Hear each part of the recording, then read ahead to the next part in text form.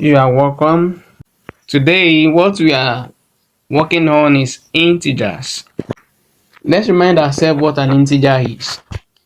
An integer is a set of numbers which comprise of 0, the positive numbers, and the negative numbers. Basically, we have the properties of integers, which is what we are talking about. And the major properties of integers are, we have the first one to be the closure property. We have the associativity property. We have the commutative property, distributive property, additive inverse property, multiplicative inverse property, and lastly, we have the identity property. Coming to the closure property. Closure. What does that mean? Now, according to the closure property of integers, when two integers are added or multiplied together, that is, we are given two numbers or any set of numbers, when they are being added or being multiplied, what the result is going to give you must be an integer. An integer. When you have that, that means the closure property is shown, or the closure property is proved. Let's take for instance, we have a plus b, which gives integer. Then a multiplied by b is also an integer.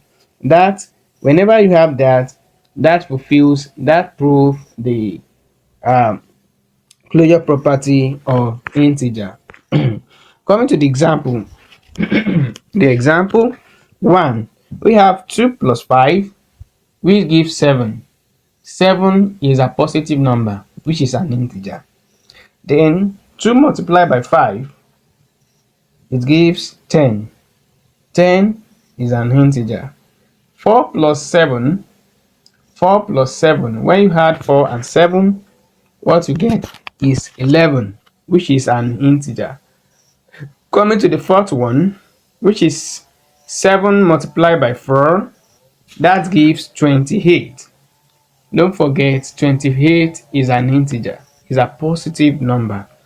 Nevertheless, let's assume we have this work to be 2 plus negative 5, which will give us negative 7, is also an integer. Then negative 2 multiplied by 5, which will give us negative 10, it's also an integer. So, and so on and so forth. Don't forget, integer is a special set of numbers which comprise of the 0, the positive numbers, and the negative number. Coming to the second one, which is the commutative property. According to commutative property of integer, if a and b are two integers, then a plus b must be equals to b plus a. Second one, a multiplied by b must be equals to b multiplied by a. Let's have the examples. Examples 1, 3 plus 8. 3 plus 8 gives 11. What we have is that the left side must be equals to the right side. 3 plus 8 is 11. 8 plus 3 is 11. That fulfills the commutative property of integer.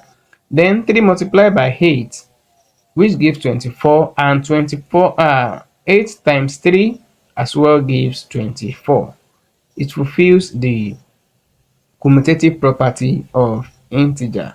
Coming to the third one, we have 11 plus 23.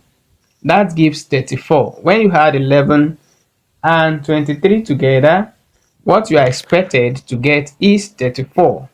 And 34 is an integer. That's for the left side. Coming to the right side, we have 23 plus 11, which gives 34 as well. You can see that the left side is equal to the right side, which proves the commutative property of integer. Next one, we are in the fourth example, where we have 9 multiplied by 5 equals 5 multiplied by 9. 9 times 5 gives 45. That's for the left side. 5 times 9 gives 45 for the right side, which fulfills the commutative property of integer. Now we are here working on associative property.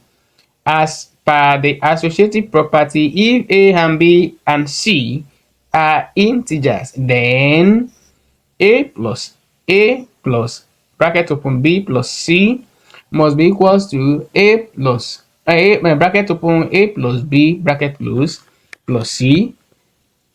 They must be equal to one another. The left side must be equal to the right side. Why also when we have a multiplied by bracket open b plus c bracket close must be equals to a bracket open a multiplied by b bracket close multiplied by c. Let's have the example here.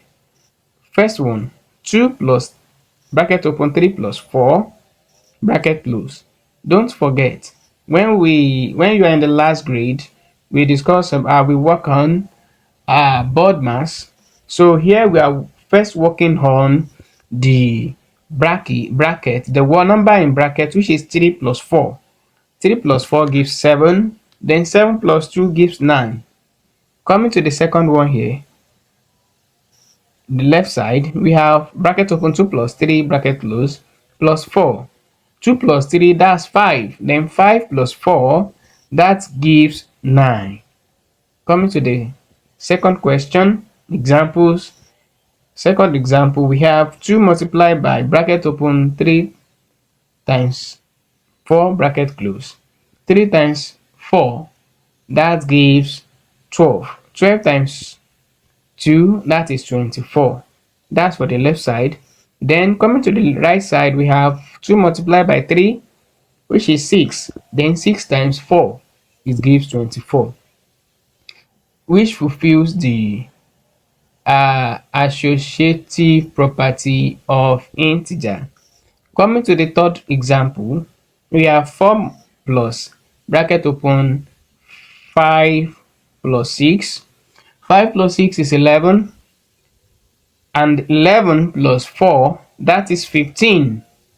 Coming to the right side, we have 4 plus 5 bracket close plus 6. Then we have 4 plus 5 gives 9, and then 9 plus 6 gives 15. The right side is 15, the left side is 15, which prove the associative property of integer. Now, coming to the fourth one, where we have 4 multiplied by 4 multiplied by bracket open 5 multiplied by 6 bracket close. 5 times 5 multiplied by 6 will give us 30. Then 30 multiplied by 4, that's 120 for the left side. Coming to the right side, 4 multiplied by 5, that gives 20. Then 20 multiplied by 6, that gives 120. You can see it's so interesting and very, very straightforward. You can see that. Now, what we prove here is the associative properties of integer. That is, the left and the right side must be equal to one another. So that's that. And similarly, don't forget, keep this at the back of your mind. To commutativity and the associativity is applicable for the addition and multiplication of integers only. That is, the commutative and the associative properties of integers is applicable to addition and multiplication only. It doesn't work for subtraction and what? And division. Thank you. This is where we have the curtain drawn for today. God bless you.